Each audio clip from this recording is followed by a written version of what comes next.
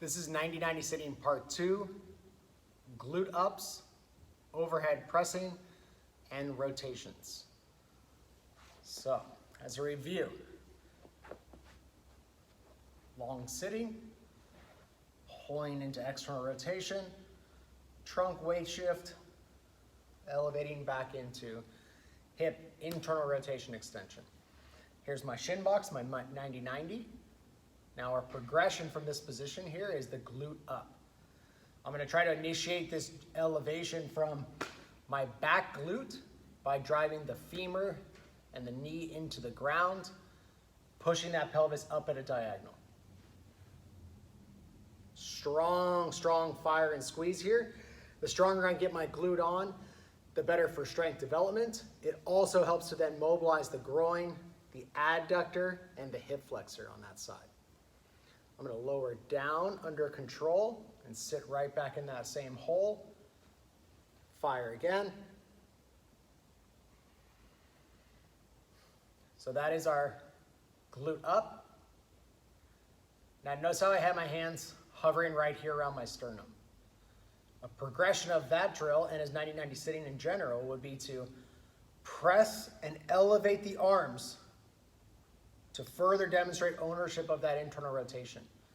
If I don't have this internal rotation, I'm kicking over, I can't leave my hands on the ground or on my body, then I need to step back and review the intro to 90-90 video that we have. So, overhead presses, I've demonstrated that trunk control, I can maintain a vertical spine, I'm well balanced, and I'm just helping to increase the demand on my core and the mobilization of primarily that posterior hip that's an internal rotation.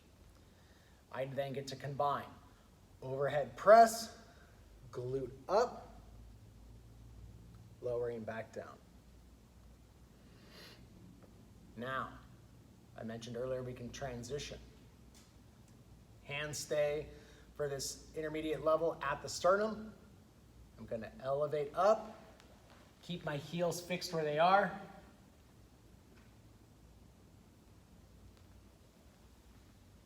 And recruit the lower abdominals to actually have a pivot transfer.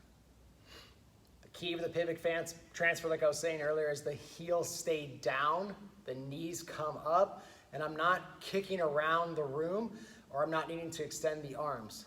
It's up, feet fixed.